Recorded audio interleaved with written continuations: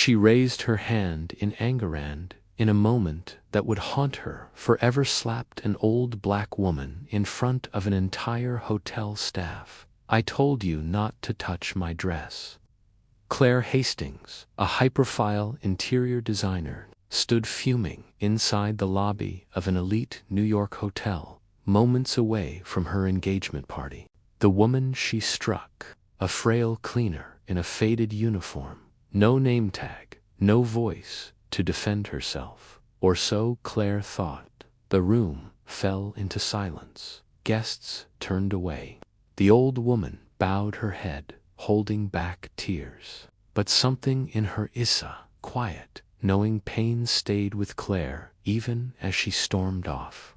Little did she know that woman would turn her life upside down by sunset. Claire's Nathan Bennett was everything she'd dreamed of. Tall, kind, and heir to a multi-million-dollar real estate empire. But there was one strange hole in his life, his mother. He never spoke about her. "All I know is she left when I was young," Nathan once said. "No letters, no explanation, just gone." The Bennett family avoided the subject like a stain on a white tablecloth.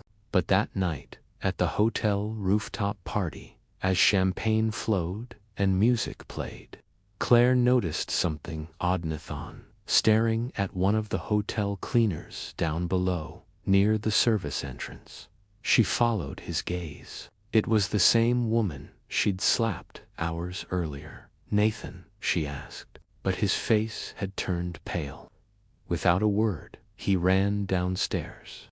Claire followed him to the staff corridor, where Nathan stood frozen in front of the old cleaner. "Mom." The woman looked up, tears forming in her eyes. "Nathan." Claire's heart sank. Her fingers trembled. The slap replayed in her mind like thunder. "You're his mother," she whispered. The woman nodded slowly. "Name's Elaine Bennett. I didn't leave my son. I was forced to." She began to explain a past riddled with betrayal and pain. Years ago, Elaine had married into the Bennett family, a black woman in a wealthy white household that never truly accepted her. After her husband died, they fabricated lies to make her look unstable, hiding Nathan from her. They told her Nathan had been sent away. Then they sent her away with a restraining order and a threat. "Stay gone, or else."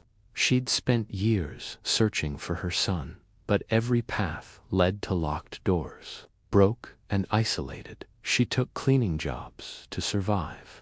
When she saw Nathan's name on the hotel's VIP list, she applied just to be near him, even if unnoticed. But today, she hadn't gone unseen. She had been humiliated by the woman he loved. Claire couldn't breathe. Her knees nearly buckled. I didn't know," she stammered. "I thought you were just a cleaner," Elaine said quietly, but without bitterness. Claire broke down. "I judged you by your clothes, by your job. I thought you were beneath me. I'm so sorry." Nathan looked between the two women, one he'd just found, one he thought he knew. Elaine placed a hand gently on Claire's shoulder. "You made a mistake, but it's what you do next that shows your heart." Those words hit Claire harder than any slap ever could. She realized then money, elegance, and titles meant nothing if your heart was blind. Days later, the Bennetts held a private family dinner. Not the high society kind Claire was used to, but a small table in Elaine's modest apartment on the city's west side. Nathan had moved mountains to reconnect the legal threads and restore his mother's identity. They laughed, they cried, they looked through old photos Elaine had kept tucked in her Bible for decades. Claire brought flowers and an apology, wrapped in sincerity. "I want to be better," she said. "Not just for Nathan, but for the woman who gave him his kindness." Elaine smiled. "Then Sit down, baby. You're already halfway there. And just like that, a table once set for one was full, again with warmth, with forgiveness, with family.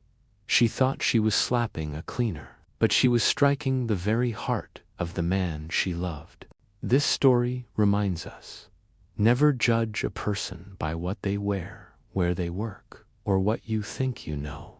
Because the person you overlook today might be the reason your whole world changes tomorrow.